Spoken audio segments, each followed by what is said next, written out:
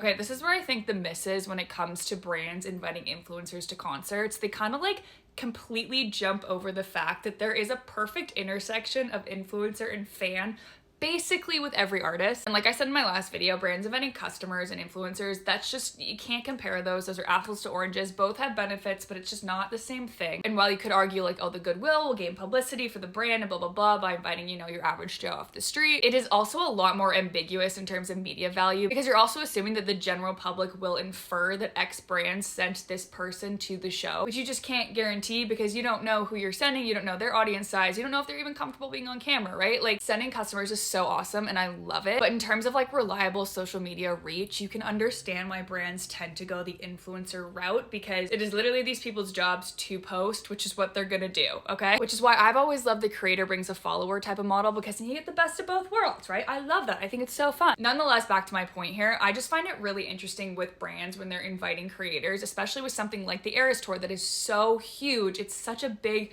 media, social, whatever opportunity. It is massive. To now make sure the audiences of the creators you're bringing are already aligned with the event, already have interest in the event, already have trust built with said creator about going to the event so that when they go and you include that brand and their product, the audience is already like, oh my God, I'm so excited this person's going and I trust them with this brand now. And audiences aren't dumb, okay? You can tell when a creator goes to something that doesn't super duper align and you're like, oh, okay, that's random. Sure, must have got a big check or you know, like we can tell. Keep going back to this example, okay? I don't particularly vibe with Charlie XCX's music, okay? I said it. I find dance music incredibly overwhelming. However, I love Charlie, I love Troy, I love them as like personas. I think they're so fun and interesting, but like from a music perspective, the Sweat Tour, and to align with that, I don't think I ever mentioned Brat Summer ever on anything, okay? And my audience would be like, why? Like this is just so incredibly random. It's something I've never talked about. It's something I've never engaged with. And of course I'd still go if I got the invite. Like I'm not gonna say no to that. But it would be very obvious that like I don't know the Apple dance. I don't know any of that because it's just not me. And that trust hasn't been built with my audience over this like pop culture thingamabob. So anyway, I just find this whole thing very interesting. I have a PR degree. I like thinking about this stuff. But my final point here is this is not a critique of every brand ever. Some have done an incredible job. I also want to raise our hands and understand that inviting creators to an event is simply not just buying tickets and sending an email. There's a lot more stuff that goes into it. So maybe some brands did have the perfect invite list and there was conflicts, there was scheduling stuff, there was exclusivity and they couldn't bring their initial invite list. And then they also didn't have the time or ability or resources to then vet customers to come. So they just went with influencers they've worked with before. Let's just have a little grace for everybody and like have open conversation about this because it's fun. Okay. I love you all and goodbye.